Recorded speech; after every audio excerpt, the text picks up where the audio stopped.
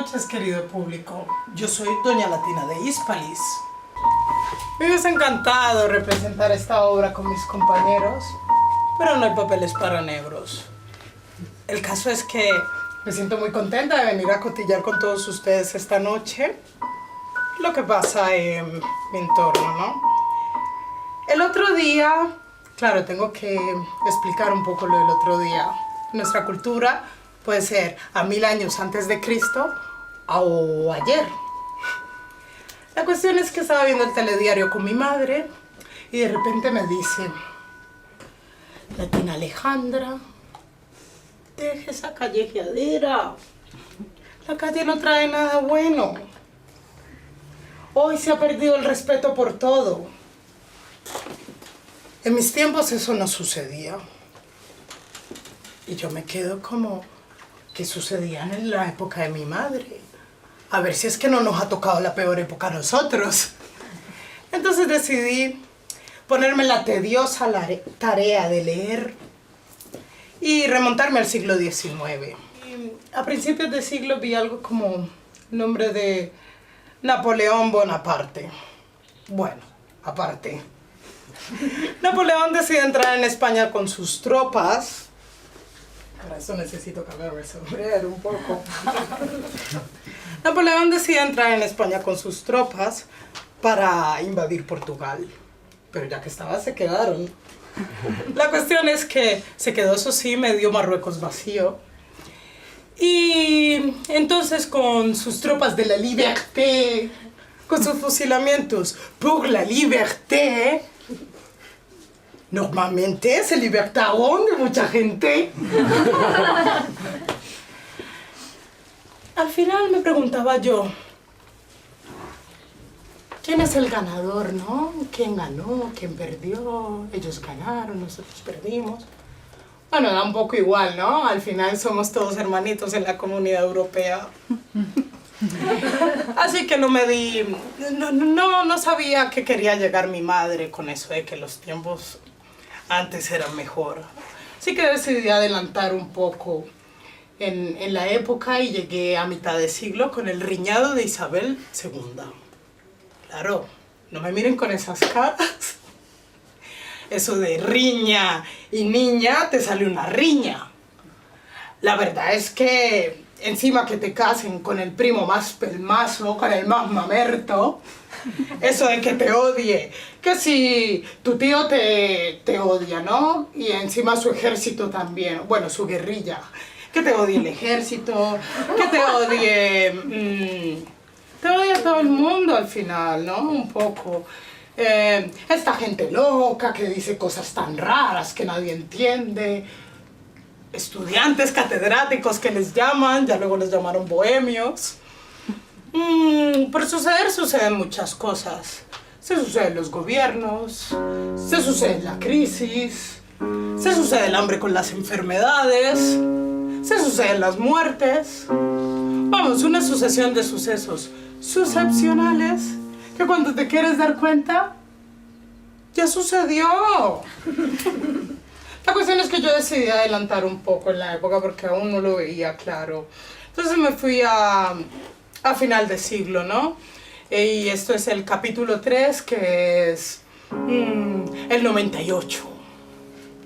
No estoy hablando de Francia 98, basta ya de fútbol. Estoy hablando del desastre del 98. Entran los americanos otra vez a pelear por la liberté, for the freedom of Cuba. Ah, sí, me tengo que cambiar otra vez el sombrero, perdón. For the freedom of Cuba. Imperio, hasta aquí te trajo el río. No hay más. Bueno, al menos nos cambian la gallina de los huevos de oro por el KFC, que tienes 10 piezas de pollo por 50 euricos, ¿no? O si no, también tienes el menú este del Burger King por 3 euricos. O para los más patriotas, tienen la maquibérica. Oh. Son muy considerados los americanos, te lo digo ya. Y eso que soy latina. La cuestión es que aún seguía sin... No me daba cuenta yo de por dónde iba mi madre. Realmente yo digo, ves que pasa lo mismo, ¿no? Un poco. Esto es como una metáfora gastronómica.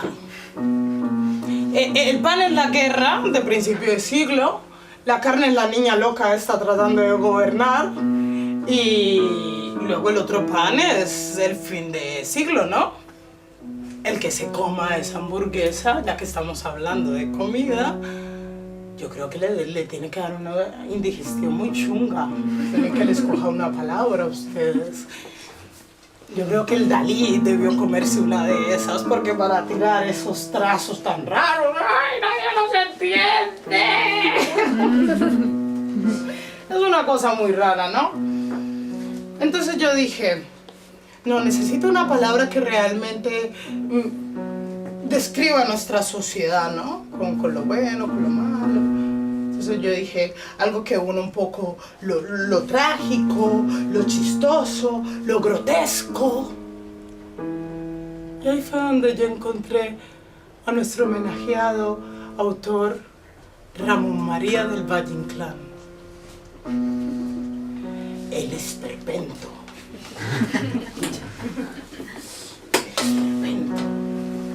Todo eso que nadie quiere decir, pero que lo hay, porque en el día a día te lo encuentras.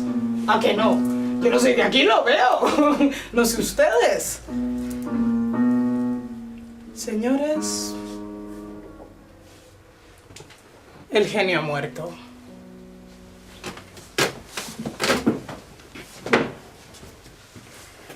Buenas noches. He de decir que mis primeros años en Madrid estuvieron repletos de vulgaridad. Pero también hubo grandeza, no vamos a mentir ahora. El gran Pi Margall, con su diestra reverenda, me visitó en una ocasión en invierno y me ungió, elevándome a la categoría de literato. Me dijo, tú, Alejandro, tú vales, tú eres un gran artista. Y sin embargo me tocó dormir en el hueco de una escalera con tal de no molestar. Son las cosas de este país, señores. Yo les puedo contar muchas cosas del país miseria. Pero tampoco se engañen, no soy un extraño tampoco viajando por las estrellas. He tenido una buena vida y las cosas son así. Uno envejece, pasan los años, te cansas, te hartas de todo y lo que quieres es marcharte lejos. Paciencia, Max. Decir, una tierra distinta donde al menos el estado natural de la gente no sea la villanía y la maldad. Donde al menos haya honor, un honor de verdad. No un honor que se lanza al viento con los labios, un honor anidado en el alma de la gente.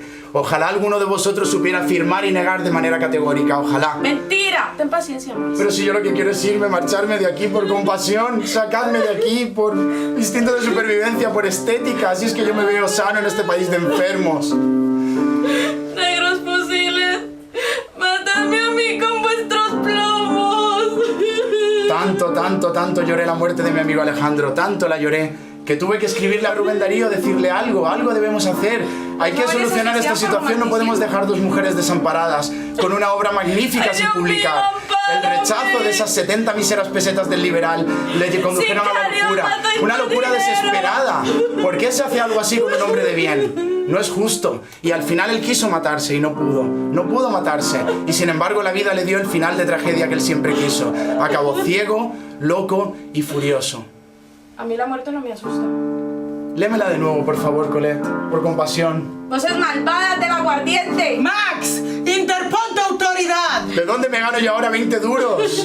¡Max, te mataste! ¿Pero qué hemos perdido el ¡Qué bonita norte! está la Moncloa en esta época del año! Casi parece Francia. ¡Verdugos! ¡Pero se espera el verdugo! ¡No moriremos sin ver la libertad! Cierto, pero ya conoces al intendente, doña Latina. ¡Ya no se puede andar en la calle! ¡Pax Romana! Yo podría haber sido tribuno de la plebe o pretor, pero me he dado por ensuciarme con esto de la poesía. ¡Maricas, cobardes! No nos moriremos sin ver la honra. Debemos reconocerlo, Inglaterra es un país mejor. ¡Que el fuego del infierno se abrace las negras entrañas! Es más, España Yo ya no puedo más, no puedo gritar, ando mascando ortigas. ¡Ay, Dios mío! España vive con honra. ¿Por qué? Porque a mí, esbirros, soltadme que estoy solo. ¡Mi bello rosal de mayo me lo habéis ¿Qué será de la arrebatado! familia real? ¿Qué son esas negras carrozas? ¿Por qué brillan tanto? ¿De quién es este entierro? ¡Ay, Dios mío! ¡Ayúdame! ¡Socórreme! ¡Seguidme, camaradas! ¡Y la viva España! ¡Bravo!